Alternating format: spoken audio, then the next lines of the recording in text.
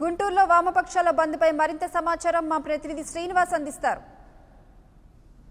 ప్రత్యేక హోదా సాధన సమితి ఇచ్చిన పిలుపు మేరకు గుంటూరు జిల్లాలో బంద్ ప్రశాంతంగా కొనసాగుతుంది. తెల్లవారుజామున 5 గంటల నుంచే బస్టాండ్ వద్ద బస్సును నిలిపివేయడంతో పాటు నిరసన వ్యక్తం చేస్తున్నారు. ప్రస్తుతం మనతో బంద్లో పాల్గొన్నటువంటి వామపక్ష పార్టీ నేతలు ఉన్నారు. వారిని అడిగి ఒకసారి ఆ బంద్ యొక్క ప్రధాన ఉద్దేశం ఏంటో తెలుసుకునే ప్రయత్నం చేద్దాం.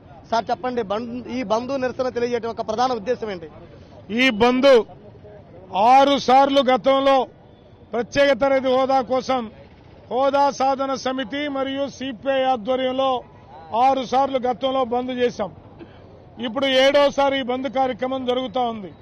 దీని ప్రత్యేకత పార్లమెంటులో ఓట్ ఆన్ అకౌంట్ సబ్జెక్టు వస్తున్నటువంటి సందర్భంలో ఇప్పుడైనా ఏపీకి జరిగినటువంటి అన్యాయానికి దాన్ని రిలైజ్ అయి నరేంద్ర మోడీ ప్రత్యేక తరగతి హోదా ప్రకటిస్తే సరే ఉంది.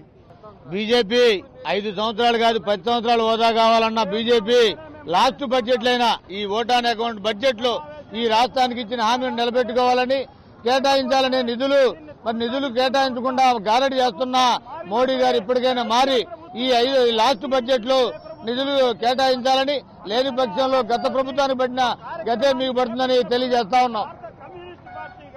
చూస్తే నిరసనకారులంతా కూడా బంద్లో అందరూ స్వచ్ఛందంగా పాల్గొనాలని పిలుపునివ్వడం జరిగింది.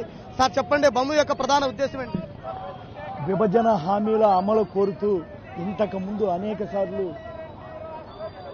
బడ్జెట్లో పెడతామని మాయమాటలు చెబుతున్నటువంటి నరేంద్ర మోడీకి బుద్ధి చెబుతానని ప్రజలు ఇప్పటికైనా బుద్ధి చెబుతారని, కేంద్ర ప్రభుత్వం దిగేంత వరకు పోరాడతామని, ఈ హోదాను ఇచ్చేంత వరకు మేము పోరాడుతూ ఉంటామని, ఒక పక్క ఆంధ్ర ప్రజల గుండెల్లో మంట రగులుతుంటే కనపట్టలేదా వినపట్టలేదా అని మేము అడుగుతా ఉన్నాం. ఏం చేస్తున్నారు? మాయమాటలు చెబుతున్నటువంటి ఈ కేంద్ర ప్రభుత్వం ఎప్పటికైనా ప్రత్యేక హోదా ఇచ్చే తీరాల్సిందే అని చెప్పి ఈ సందర్భంగా మరీ హెచ్చరిస్తా ఉన్నాం.